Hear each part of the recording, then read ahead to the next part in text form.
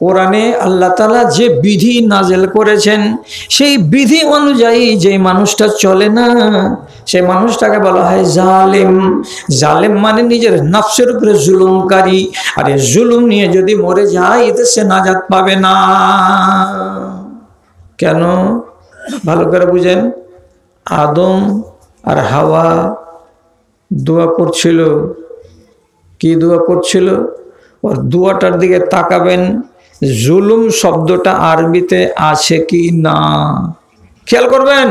সব নমাজি লোক আপনারা এই গ্রামের। কি বলছে দোয়াতে আদম আর হাওয়া? রব্বানা জালামনা আনফুসানা, হে আল্লাহ আমরা আমাদের নফসের উপরে জুলুম করেছি। জালামনা মানে জুলুম করেছি আমরা। আদম আর হাওয়া কি জুলুম করেছিল? তো আল্লাহ নিষেধ করেছেন কোনো কাজ করতে, আল্লাহর নিষেধকে আদম আর হাওয়া মানেনি। না মানার কারণে, আল্লাহর কথাটাকে না গ্রহণ করার কারণে এরা কি হলো? এরা জালিম হয়ে গেল। আর এই জালিমের অবস্থায় যদি মরে যায় এই তো তাদের বরবাদি আছে। এই জন্য কান্না করে করে বলছিল রব্বানা জালামনা আনফুসানা ওয়া ইল্লাম তাগফির লানা ওয়া তারহামনা লানাকুনান্না মিনাল খাসিরিন। আল্লাহ জুলুম করেছি আমরা আমাদের নফসের উপরে, আত্মার উপরে অবিচার করেছি। তুমি যদি রহম না করো আর তুমি যদি আমাদেরকে মাপ না দাও তাহলে আমরা বরবাদ হয়ে যাব, আমরা ধূলিসাৎ হয়ে যাব, আমরা ছাই হয়ে যাব। আল্লাহ জুলুম নিয়ে যদি মরো তো তুমি শেষ হয়ে যাবে।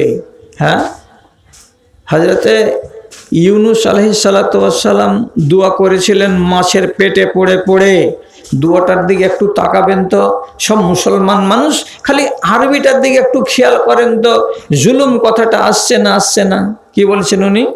লা ইলাহা ইল্লা আনতা সুবহানাকা ইন্নী কুনতু মিনাজ জালিমিন। দেখেন আল্লাহকে কি বলছে? ইন্নী কুনতু মিনাজ জালিমিন। আল্লাহ তুমি ছাড়া কেউ মাবুদ নাই, তোমার আমি তসবিহ বয়ান করছি এবং আমি হলাম জালেম, আমি হলাম অন্যায়কারী, আমি হলাম অবিচারকারী। তো নবী ইউনুস কিসের জন্য নিজেকে বলছেন আমি অন্যায়কারী? অন্যায়কারী যদি কেউ হয় আর ওই হালাতে যদি মরে যায় তো তার নাজাত হবে না, তার কল্যাণ হবে না। এই জন্য মাছের পেটে পড়ে পড়ে তিনি বলছেন আমি হলাম জালিম, আমি অবিচার করেছি আমার জানের উপরে, নফসের উপরে। আল্লাহ তুমি আমাকে মাফ দাও। কি তিনি জুলুম করেছিলেন নফসের উপরে? আল্লাহকে না বলে রাগ করে নিজের দেশকে ছেড়ে দিয়ে, নিজের জাতিকে ছেড়ে দিয়ে চলে যাচ্ছিলেন অন্য জায়গায়, অন্য দেশে। তোমাদের সামনে থাকবো না। অথচ আল্লাহ বলছেন তোমাকে আমি এই লোকগুলোর কাছে পাঠালাম হিদায়েত করার জন্য যে তুমি ডালকোলার এলাকা ছেড়ে বাইরে যাবে না। তো তুমি আমাকে না বলে, আমার অনুমতি না নিয়ে ডালকোলার এলাকাকে ছেড়ে দিয়ে কিসের জন্য তুমি এখান থেকে কিশনগঞ্জ পালিয়ে যাচ্ছ, কিংবা তুমি বাহাদুরগঞ্জ কেন পালিয়ে যাচ্ছ? এটা অন্যায় হয়েছিল কার দ্বারাই? তো নবী ইউনুসের দ্বারাই।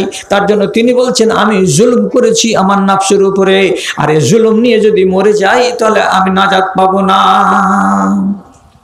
আপনি এইভাবে একজনকে দিবেন আর আরেকজনকে দিবেন না, আর এই রকম করে যদি কবরে চলে যান তাহলে আপনার কল্যাণ কি করে হবে?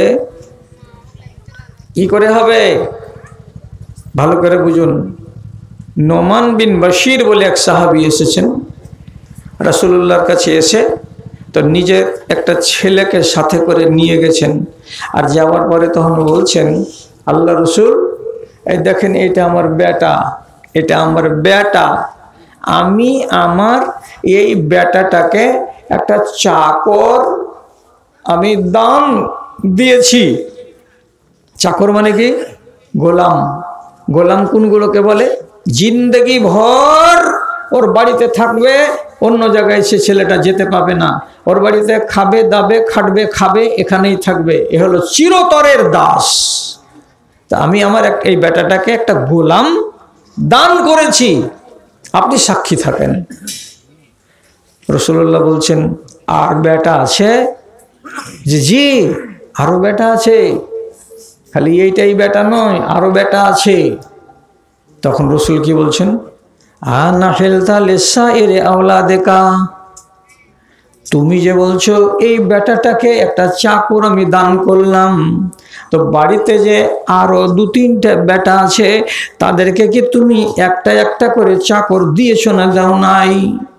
বলছে জি না আল্লাহ পাকের রাসূল, আমি শুধু এই বেটাটাকে দিয়েছি, অন্য বাকি আরো 2টা বেটা আছে, বড়টার নাম মুজিবুর রহমান আর মেজরটার নাম হলো আব্দুল সুবহান, আমি ওদেরকে দিইনি, আমি শুধু এই ছোট বেটাটাকে একটা চাকর দান করলাম। নবীজি বলছেন যখন তুমি বেঁচে থাকবে তখন যদি কোনো ছেলেকে একটা জিনিস দাও তাহলে ওই সমতুল্য জিনিস তোমার, আর বাকি যদি 2টা বেটা থাকে আর 2টা বেটি থাকে তো সবাইকে সমান সমান সমান করে দাও। এখানে বেটি অর্ধেক পাবে আর বেটা ডবল পাবে, এটা কথা নয়। জীবিত অবস্থায় যদি আওলাদকে কিছু দাও তো বেটিকে আর বেটাকে সমান করে দাও। গোলাম দিবে তোমার ওই বেটাগুলোকে দিয়েছ না দিনি, তাহলে কি হবে? রাসূলুল্লাহ বলছেন তোমার এই জুলুমের জন্য আমাকে সাক্ষী বানাবে না, আমি এমন অন্যায় কাজের সাক্ষী হব না, অতএব এখান থেকে তুমি চলে যাও। যদি পারো তো সবটি ছেলেকে আর মেয়েকে একটা একটা করে গোলাম দিবে, তাহলে আমি সাক্ষী হব, আর যদি না পারো তো কাউকে দেবে না। এটাই হলো ইনসাফের কথা। কি বুঝলেন? অনেক লোক করবে কি, তুই বেটি তোকে 10 কাঠা দি, এটা বেটা একে 1 বিঘা দি, এটা নিয়ম নয়। এটা নিয়ম কখনকার? মিরাস যেদিন বন্টন হবে তখনকার। আর মিরাস বন্টন কবে হবে? তুমি মরবে তারপরে হবে। আর তুমি জীবিত থাকা অবস্থাতে দিচ্ছ তোমার সম্পত্তির কিছু অংশ, এটা হলো দান, এটা মিরাস নয়। আর যখন দান দিবে তখন বেটিকে বেটাকে 1 সমান দিবে। কেন? 1 প্লেট ভাত যদি বড় বেটাকে দাও, 1খানা মাছের পেটি দিয়ে, মেজো বেটাকে যদি 1 থালা ভাত দাও একটা মাছের শিরা দিয়ে, তাহলে মেজো ছেলেটাকে যদি এটা দাও তো সেজো ছেলেটাকে যদি এটা দাও তো মেয়েটাকেও আবার 1 প্লেট ভাত দাও, ওকে একটা কোনো মাছের বড় টুকরা দিয়ে সমান সমান সমান দিতে হবে। তুই যদি বলে তুই বেটি ছেলে তুই মাছের গোটা ভাগ কিনে নিবি, তোকে আধখান নিতে হবে। আরে বেকুব, জীবন্ত মানুষ আছে, অতএব পেটের ভাত নিবে অর্ধেক নিবে, ওর পেটে যতটি লাগবে তাই দিতে হবে, বেটার পেটে যতটি লাগবে ততটি দিতে হবে। পেটের ভাত সবকে সমান সমান সমান দিতে হবে।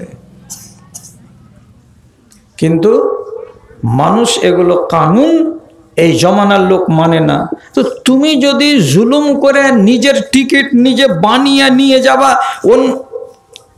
অন্য লোকের সই লাগবে না, তুমি নিজেই কলম খাতা খুললা আর নিজে সই করে দিয়ে তুমি জাহান্নামের টিকিট নিয়ে কবরে চলে গেলা, তাহলে আমার করার কি আছে? দেশের আলেমের করার কি আছে? এই জন্য দেশওয়ালি বাংলাতে একটা কথা আছে কি, মানো তো মানো না হয় পা দিয়া সানো, মানো তো জড়ি আর না মানো তো বোনের খড়ি। কথাটা ঠিক না বেঠিক? বললাম তোমাকে ভালো কথা, তো মানো তো মানো, তোমার কল্যাণ আছে, আর না যদি মানো তো পা দিয়া সানো। যদি মানো তো এটা জড়ি, জড়ি মানে কি? জড়িবুটি, তোমার কাজ করবে।